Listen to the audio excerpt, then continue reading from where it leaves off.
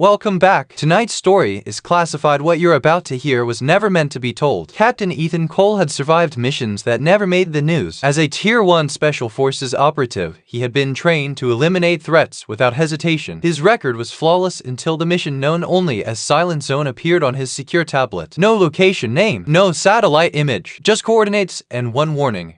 Do not attempt extraction if contact is lost. Ethan felt something unfamiliar tighten in his chest. Fear wasn't supposed to exist at his level. The helicopter dropped Ethan and his four-man team deep into a dense forest just before dawn. Their objective was vague. Investigate a black site that had gone dark 48 hours earlier. No radio signals. No survivors confirmed. The forest swallowed sound, even the rotors fading unnaturally fast. As soon as their boots touched the ground, Ethan noticed the silence. No birds, no insects. It felt like the world itself was holding its breath. They moved in standard formation, weapons raised, scanning every shadow. The path leading to the facility was overgrown, as if abandoned for decades, not months. Nalan, the team's sniper, whispered that his thermal scope showed nothing. No heat signatures at all. Not animals, not even the team's own footprints lingering. Ethan dismissed it as equipment interference, but unease crawled under his skin like a living thing. The compound appeared suddenly a concrete structure half buried into the hillside. The main gate hung open, twisted as if forced outward. Inside, lights flickered weakly, powered by generators still running. That made no sense. Ethan ordered silence and signaled entry. The air inside was colder, carrying a metallic smell that reminded him of blood, though he saw none. They found the first body in the corridor. A soldier, uniform intact, eyes wide open. No wounds, no signs of struggle, just pure terror frozen on his face. His weapon lay unloaded beside him. Ethan checked the man's tags. Special Forces, same division. Why would he drop his mag? Someone whispered. Ethan didn't answer. He already knew. The man hadn't believed bullets would help. As they moved deeper, the radios crackled with distorted whispers, not static voices. Ethan ordered comms off. That's when the lights died completely. Emergency red strobes activated, bathing the corridor in pulsing crimson. In that light, the walls looked wet, though they were dry to the touch. Every instinct screamed that they were no longer alone. A scream echoed from the lower level, short, sharp, then abruptly cut off. It came from Torres, the breacher. His signal went dead seconds later. Protocol demanded regroup, but the stairwell door slammed shut on its own. The impact shook the building. Nalan tried to force it open. It didn't move. Ethan felt the mission slipping from control, something he had never allowed before. They found surveillance footage in the control room. Ethan watched in silence as soldiers on the screen turned their weapons on shadows that didn't exist. One by one, the men began screaming, clawing at their helmets, tearing off their comms as if trying to escape their own minds. Then the screen went black. The timestamp froze at 3:17. That number would haunt Ethan forever. Movement flickered at the edge of Ethan's vision. Not fast, wrong. Like a glitch in reality. Nalan raised his rifle, but before he could fire, his body stiffened. His eyes rolled back as if something had reached inside him. He dropped without a sound. Ethan checked for a pulse. There was one. Nalan was alive, but whatever made him was gone. The whispers returned, louder now, echoing directly inside Ethan's helmet despite the radio being off. They spoke his name. They spoke his past missions. Classified details no one else should know. The thing in the facility wasn't hunting bodies, it was collecting memories. Learning fear. Learning strategy. Ethan realized too late, this place wasn't a failed base. It was a test. Only Ethan and one other soldier, Mark, remained. They barricaded themselves in the armory, weapons aimed at the door. Mark was shaking. It knows us, he whispered. Ethan tried to steady him, but the lights began to flicker again. Through the glass window, a silhouette formed, tall, thin, shifting. It had no face, yet Ethan felt its gaze lock onto him. Mark fired first. The bullets vanished mid-air, dissolving like smoke before reaching the shape. The entity tilted its head, mimicking curiosity. Then Mark screamed, not in pain, but in recognition. He collapsed, hands over his ears, sobbing as memories were ripped from him. Ethan was alone again, completely alone. The facility began to seal itself. Doors locked, walls shifted. A synthetic voice announced, "Subject Ethan Cole. Final evaluation phase." Ethan understood now. He was never meant to extract anything. He was the objective. The creature stepped closer, its form stabilizing, becoming more human the longer it observed him. Ethan ran. Training took over as he navigated hallways that rearranged themselves. The exits led back to the same room again and again. Time felt distorted.